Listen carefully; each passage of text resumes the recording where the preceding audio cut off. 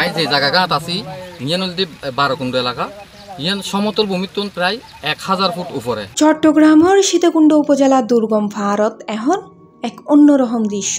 সবুজে মোড়া পাহাড় জুড়ি সারি সারি লতানো গাছ আর ওই গাছত জুলের টকবগে রূপবান শিম। এক সময় যেসব ভারত আছিল যুগজার আর অনাবাদী জমি, ওই জায়গাতেই আজিয়ে পরিশ্রম আর সাফল্যর নতুন গল্প লেখে শত শত কৃষকে।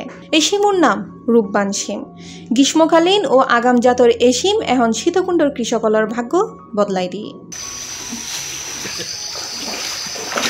শীতের শুরুতে 12 মাসি রূপবান শিমুর ফলনে সগুত ফজ্জি আশার আলো। কৃষকলহর একবার রোপণ করলে প্রায় 5-6 মাস পর্যন্ত শিমিন ফলন দেয়। এতে করে উৎপাদন খরচের দ্বিগুণ, ফনহন সময় 3 গুণ পর্যন্ত লাভ হরি তারার। একজন কৃষকের আমরা চাষ করি এই পাতাস এই চাষ করে আমরা লাভ আছে। আমার 2 লাখ টাকা খরচ হয়েছে, 3 লাখ টাকা বেচছি আমি। রূপবান শিম এখন শুধু স্থানীয় বাজারত ন রপ্তানিওর বিদেশত, ইতালি সহ ইউরোপের বিভিন্ন দেশত। ফলে কৃষকলর আইজেন বারের এন সীতাকুণ্ড ফারি অর্থনীতিতে আসি গতি। স্থানীয় বাজারত বর্তমানের প্রতি কেজি শিম বেচাওর 170-150 টিয়া, আর মৌসুমের শুরুতে দাম উঠছিল 2 শতাধিক টিয়া। এই দাম ও চাহিদার কারণে উপজেলা প্রায় 3 শতাধিক কৃষক এবার রূপবান শিম চাষত যুক্তই।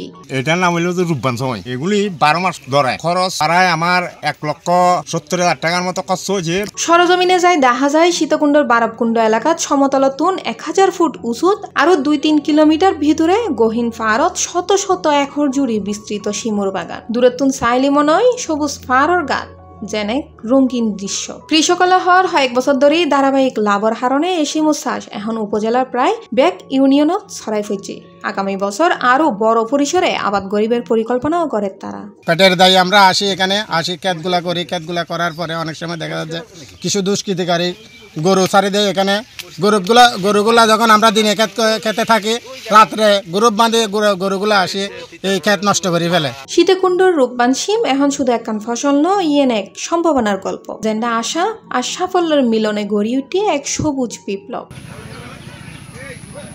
C+ TV, Chittagong. অর্থনৈতিকভাবে সীতাকুণ্ডর তথা 12 কুণ্ডর এই কৃষক হলে বিরাট ধরনের অর্থনৈতিক ভূমিকা পালন করে শিম দিয়ে নেয়। Kamrul Islam Dulu, C+ TV, Sitakunda.